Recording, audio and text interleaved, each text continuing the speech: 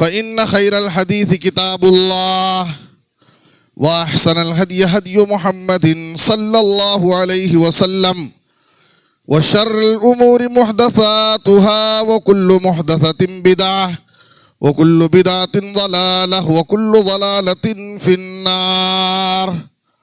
أعوذ بالله من الشيطان الرجيم. بسم الله الرحمن الرحيم. وسارعوا إلى مغفرة من ربكم وجنة عرضها السماوات والأرض وعدت للمتقين. سبحانك لا علم لنا إلا ما علمتنا إنك أنت العليم الحكيم.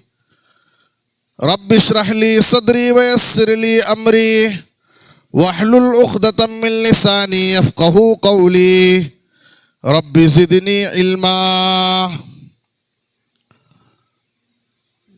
ہر قسم کی حمد و ثنا، تعریف و ستائش، بڑائی اور بزرگی، عظمت و کبریائی صرف اللہ رب العالمین کے لیے لائق اور زیبا ہے. درود و سلام ہو ہم سب کے آخری نبی جناب محمد الرسول اللہ صلی اللہ علیہ وسلم پر. محترم حضرات و خواتین، ہمارے سامنے رمضان المبارک کا مقدس، معظم، فضیلت والا مہینہ ہے.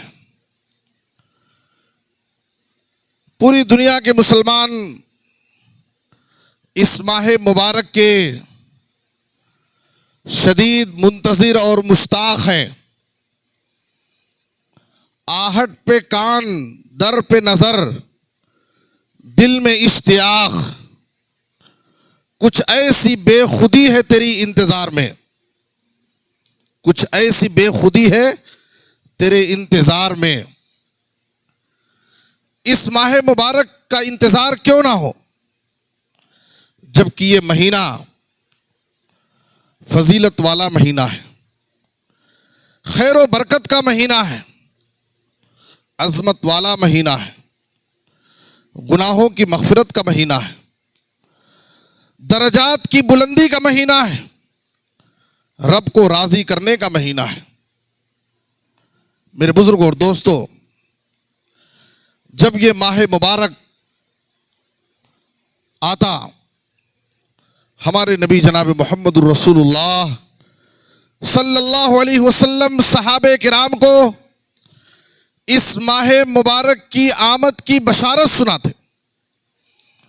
اتاکم رمضان شہر مبارک فرض اللہ عز وجل علیکم صیامہ. اے صحابہ، رمضان کا مبارک مہینہ آ گیا ہے، رمضان کا بابرکت مہینہ آ گیا ہے. اللہ عز و جل نے اس ماہ مبارک کے روزے تم پر فرض کیے ہیں. اس میں آسمان کے دروازے کھول دیے جاتے ہیں اور دوسری روایت میں جنت کے دروازے کھول دیے جاتے ہیں، جہنم کے دروازے بند کر دیے جاتے ہیں. سرکش جن و شیاطین کو زنجیروں میں قید کر دیا جاتا ہے، جکڑ دیا جاتا ہے، باندھ دیا جاتا ہے. جناب محمد الرسول اللہ صلی اللہ علیہ وسلم نے فرمایا فیہ لیلۃ خیر من الف شہر. اس ماہ مبارک کی عظمت کا ایک پہلو یہ ہے کہ اس مہینے میں اللہ نے ایک ایسی رات رکھی ہے جس رات کی عبادت 1000 مہینوں کی عبادت سے بہتر، جسے ہم اور آپ لیلۃ القدر کہتے ہیں. آپ صلی اللہ علیہ وسلم نے کہا من حرمها فقد حرم الخیر. جو اس رات کی عبادت سے محروم ہو گیا وہ سمجھیے کہ بہت سارے خیر سے محروم ہو گیا. میرے بزرگوں اور دوستو، رمضان المبارک کی ہمارے نبی صلی اللہ علیہ وسلم صحابہ کرام کو بشارت اور خوشخبری کیوں سناتے تھے؟ تاکہ صحابہ کرام اس ماہ مبارک کے لیے تیار ہو جائے. اس آنے والے مہینے کی قدر کریں، اس ماہ مبارک کا پرجوش استقبال کریں، اس ماہ مبارک سے صحابہ کرام تاکہ خوب مستفید ہوں، جم کر اللہ کی عبادت کریں اور اس سے فائدہ اٹھائیں۔ اس لیے ہمارے نبی صلی اللہ علیہ وسلم رمضان کا مہینہ آنے سے پہلے صحابہ کرام کو اس کی بشارت سناتے تھے۔ میرے بزرگوں اور دوستو، رمضان المبارک کا مہینہ یہ اللہ رب العالمین کی طرف سے اہل ایمان کے لیے بہت بڑا تحفہ ہے، اور یہ بہت بڑی نعمت ہے، بہت بڑی سعادت ہے۔ رمضان کا مہینہ پانا کتنی بڑی سعادت ہے۔ سنن ابن ماجہ کی ایک حدیث میں حضرت طلحہ بن عبید اللہ رضی اللہ تعالیٰ عنہ ایک صحابی ہیں، وہ کہتے ہیں کہ دو آدمی نبی صلی اللہ علیہ وسلم کی خدمت میں حاضر ہوئے، دونوں ایک ساتھ اسلام قبول کیے، دونوں میں ایک زیادہ عبادت گزار تھا اور دوسرا کم عبادت گزار تھا۔ جو زیادہ عبادت گزار تھا وہ اللہ کی راہ میں شہید ہو گیا۔ غور کیجئے، ایک تو زیادہ عبادت گزار، دوسرے اسے شہادت کی موت نصیب ہوئی۔ دوسرا جو کم عبادت گزار تھا وہ اس کے 1 سال کے بعد اس کی موت ہوئی، وہ شہید نہیں ہوا۔ حضرت طلحہ بن عبید اللہ رضی اللہ عنہ کہتے ہیں کہ میں نے خواب میں دیکھا کہ یہ دوسرا آدمی جو کم عبادت گزار تھا اور شہید بھی نہیں ہوا، وہ پہلے آدمی سے پہلے جنت میں چلا گیا۔ حالانکہ یہ کم عبادت گزار تھا اور شہید بھی نہیں ہوا، لیکن یہ جنت میں پہلے گیا۔ کہتے ہیں کہ میں نے یہ خواب جب صحابہ کرام کو صبح بتایا، سب کو تعجب ہوا، یہ کیسے ہو سکتا ہے؟ میں نبی صلی اللہ علیہ وسلم کی خدمت میں حاضر ہوا، نبی صلی اللہ علیہ وسلم کو بتایا یہ خواب، تو آپ صلی اللہ علیہ وسلم نے کہا اس میں تعجب کی کیا بات ہے؟ الیس قد مکث ھذا بعدہ سنہ فادرک رمضان فصامہ وصلی کذا وکذا سجدۃ فی السنہ فلما بینہما ابعد مما بین السماء والارض۔ آپ صلی اللہ علیہ وسلم نے کہا کہ یہ شخص، یہ دوسرا آدمی جو کم عبادت گزار تھا، وہ پہلے آدمی سے پہلے جنت میں گیا، اس لیے کہ اس کو اس کی زندگی میں اس کے بعد 1 سال ملا، اور اس 1 سال میں اس کو رمضان کا مہینہ ملا، اور رمضان کے مہینے میں اس نے روزے رکھے، بہت ساری نمازیں پڑھی اس نے۔ اس روزے اور نمازوں کی برکت سے وہ جنت میں پہلے گیا، اور جنت میں دونوں کے درمیان اتنی دوری ہے جتنا آسمان اور زمین کے درمیان دوری ہے۔ میرے بزرگوں اور دوستوں، کیا پتہ چلا؟ رمضان کا مہینہ پانا اور اس کے روزے رکھنا، اس میں نمازیں پڑھنا، یہ بہت بڑی نعمت اور سعادت کی بات ہے اللہ کی طرف سے۔ یہ ہمارے گناہوں کی مغفرت کا ذریعہ ہے، یہ رب کو راضی کرنے کا بہت بڑا سنہرا موقع ہے۔ میرے بزرگوں اور دوستوں، اس لیے ہم اللہ رب العالمین سے دعا کریں کہ اللہ تعالی ہمیں ماہ رمضان صحت و عافیت اور امن و سکون کے ساتھ نصیب فرمائے۔ اللہ تعالی اس ماہ رمضان کو پانے کے بعد اس کی قدر کرنے اور اس سے بھرپور فائدہ اٹھانے کی اللہ ہم سب کو توفیق عطا فرمائے۔ میرے بزرگوں اور دوستوں، رمضان کا مہینہ پانا یہ کمال کی بات نہیں ہے۔ رمضان کا مہینہ پا کر کے اس کی قدر کرنا، اس سے فائدہ اٹھانا اور اس ماہ مبارک میں زیادہ سے زیادہ نیکیاں کرنا، یہ اصل کمال کی بات ہے۔ ورنہ رمضان کا مہینہ تو ہر سال آتا ہے اور چلا جاتا ہے،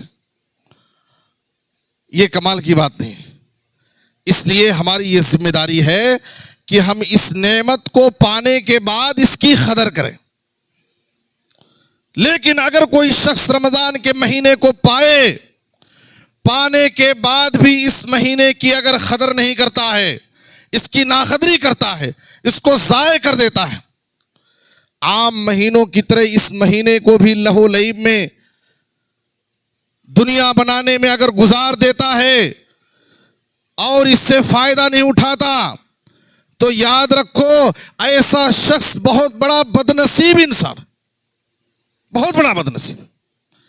نبی صلی اللہ علیہ وسلم نے ایسے شخص کے لیے بد دعا کی جو رمضان کے مہینے کو پائے اور اس کی قدر نہ کرے، اپنے گناہوں کی مغفرت نہ کرا سکے۔ آپ صلی اللہ علیہ وسلم نے کہا بعد من ادرک رمضان فلم یغفر لہ، وہ شخص اللہ کی رحمت سے محروم ہو جائے جو رمضان کے مہینے کو تو پائے لیکن اپنے گناہوں کی مغفرت نہ کرا سکے۔ میرے بزرگوں اور دوستو، اس لیے رمضان کا مہینہ پانا اور اس کی قدر نہ کرنا یہ بہت بڑی بدنصیبی کی بات ہے، بڑی ناقدری ہے، اور ایسے شخص کے لیے ہمارے نبی صلی اللہ علیہ وسلم نے بد دعا کی۔ میرے بزرگوں اور دوستو، رمضان کا مہینہ یہ نیکیوں کا موسم بہار ہے، یہ نیکیوں کا موسم بہار ہے۔ ہر چیز کا ایک سیزن ہوتا ہے، ایک موسم ہوتا ہے، اور جب وہ موسم آتا ہے تو آدمی اس کے اندر خوب کماتا ہے، خوب محنت کرتا ہے۔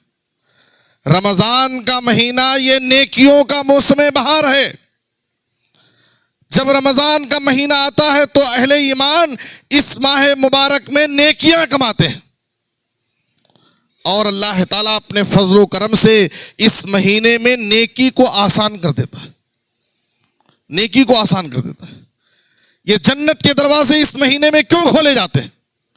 جہنم کے دروازے کیوں بند کیے جاتے ہیں؟ شیاطین کو اس مہینے میں کیوں قید کیا جاتا ہے؟ یہ سب اللہ کی طرف سے انتظام ہوتا ہے تاکہ لوگوں کے لیے اس مہینے میں نیکیاں کمانا آسان ہو جائے۔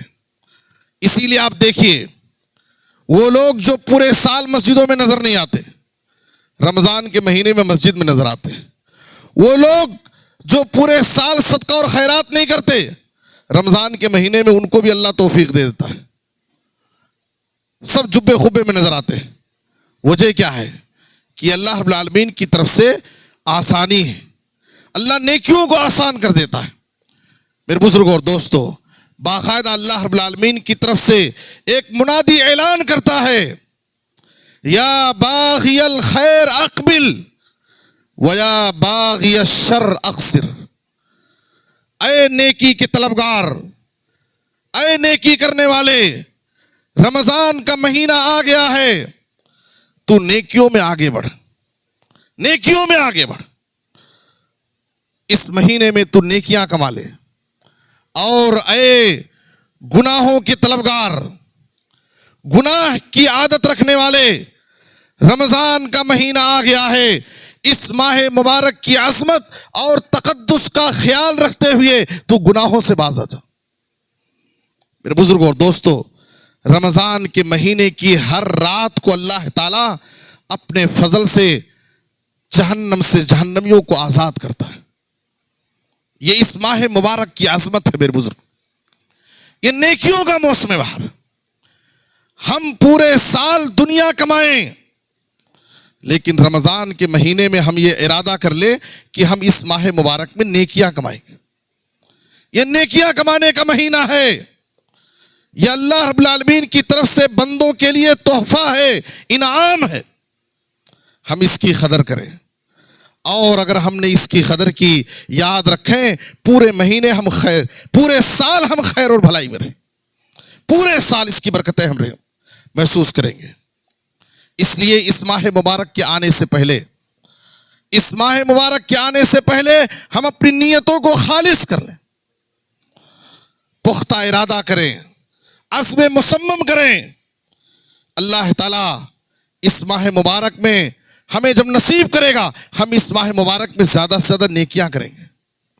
ہم اللہ رب العالمین سے عہد کریں، پختہ ارادہ کریں۔ میرے بزرگوں اور دوستوں، یہ ہم سب کی ذمہ داری ہے، اپنی نیتوں کو خالص کریں اور ریاکاری سے، دکھاوے سے اپنے آپ کو بچائیں۔ ورنہ ہماری ساری محنت ضائع اور برباد ہو جائے گی۔ وقت کی حفاظت کریں۔ رمضان کے مہینے کا ایک ایک لمحہ بڑا قیمتی ہوتا ہے، بار بار نصیب نہیں ہوتا ہے۔ اس وقت کے ایک ایک لمحے کو ہم اللہ کی عبادت میں، بندگی میں، اس کی ریاضت، اس کی بندگی میں گزارنے کی کوشش کریں اور مسابقانہ جذبہ پیدا کریں۔ ایک دوسرے سے نیکیوں میں آگے بڑھنے کا جذبہ اپنے دلوں میں رکھیں اور اللہ رب العالمین سے اس ماہ مبارک میں نیکیاں کرنے کے لیے ہم اللہ سے توفیق مانگیں، اللہ سے توفیق مانگیں۔ ہمارے نبی صلی اللہ علیہ وسلم دعا کرتے تھے، اللہم انی اسألک فعل الخیرات وترک المنکرات وحب المساکین۔ اے اللہ، میں تجھ سے نیکیاں کرنے کی دعا مانگتا ہوں، نیکی کرنے کی اللہ مجھے توفیق دے، اور گناہوں سے بچنے کی اللہ میں دعا کرتا ہوں۔ ہمارے نبی صلی اللہ علیہ وسلم اللہ سے نیکی کرنے کی دعا مانگ رہے ہیں، گناہوں سے حفاظت کے لیے دعا مانگ رہے ہیں۔ رمضان المبارک کا مہینہ آنے سے پہلے ہم اللہ رب العالمین سے خیر و بھلائی کی دعائیں کریں۔ میرے بزرگ اور دوستو، اس طریقے سے ہم ماہ رمضان کا استقبال کریں۔ اللہ ہم سب کو نیک توفیق عطا فرمائے اور ہمیں ماہ رمضان نصیب فرمائے۔ ربنا تقبل منا انک انت السمیع العلیم وتب علی انک انت التواب الرحیم۔